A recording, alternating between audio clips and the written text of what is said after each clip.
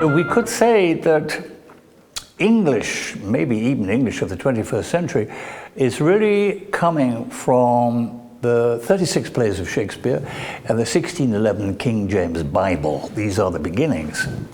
And I've always understood, if that's a metaphor for the English language, a comparative parallel metaphor for Italian would be Dante. There is no such language as Italian. Your language is basically Florentine, and it's all really created by Dante Alighieri in the Divine Comedy. I don't know whether you as an Italian would agree about that, because when I ask around, they would say there's no such language, for example, as German. All essentially modern German would come from Goethe.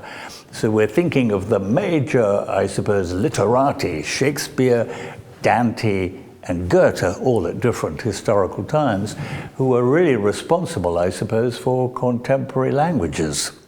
And I learnt this, I suppose, when indeed I was, 15 or 16 at school. I went to one of those very typical English public schools, infamously sort of violent and homosexual and dangerous to be in.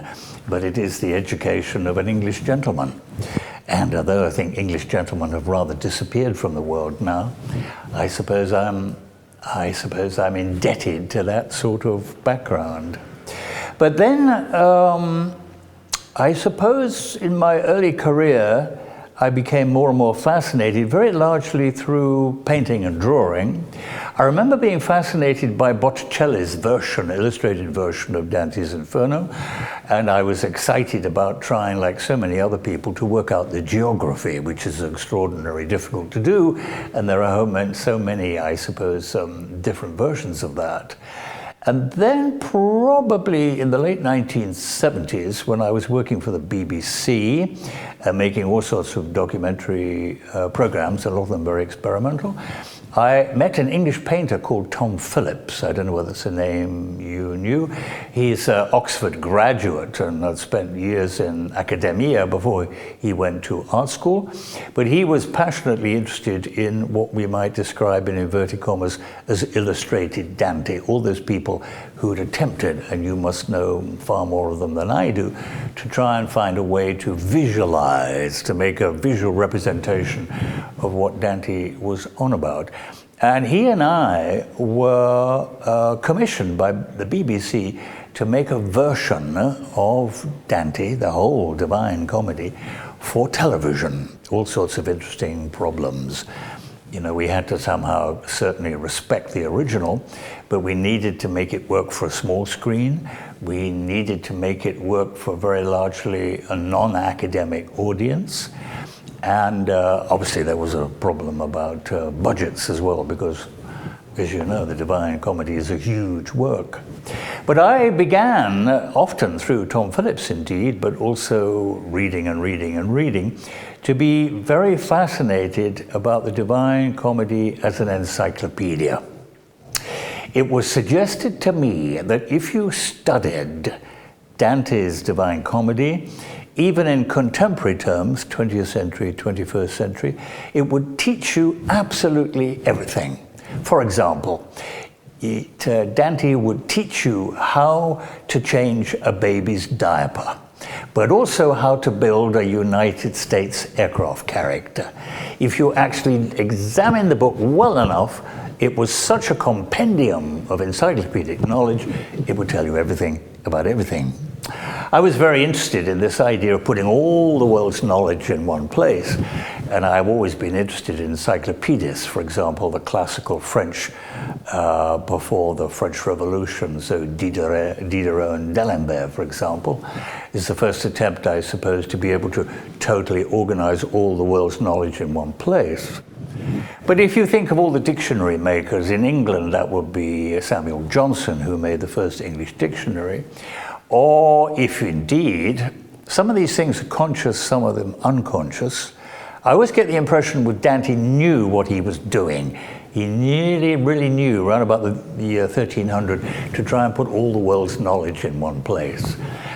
Tom Phillips, although he has a reputation as a contemporary painter, I think his academic background from the rigors of being a student in Oxford University, who are often extremely right-wing and tend to be conservative, unlike Cambridge, for example, I would probably criticize what we did as being too academic, and I would deliberately, I mean, after all, our commission was to make what was described as a TV Dante.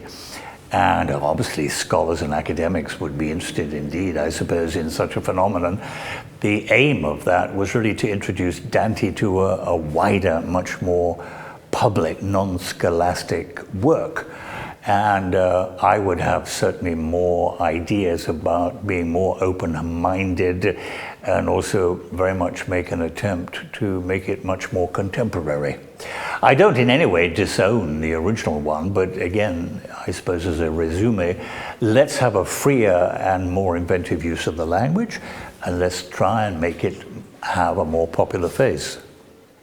Botticelli had a commercial audience.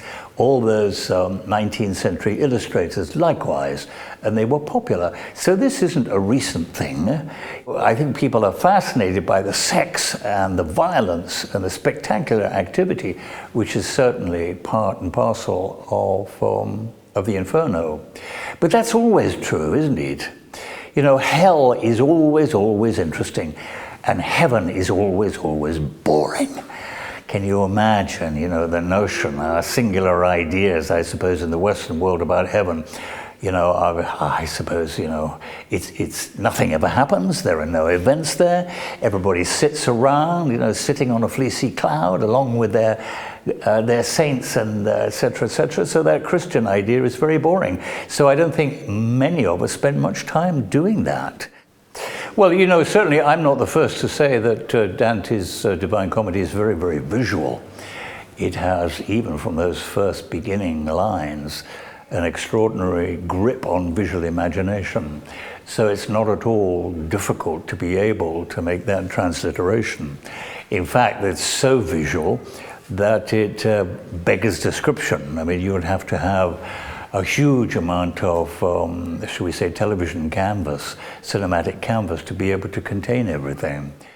But you know, I'm interested in the fact that Dante Alighieri was very disciplined, all based upon the number 3, the number of cantos, the whole concern with God the Father, God the Son, and God the Holy Ghost, and all the symmetries.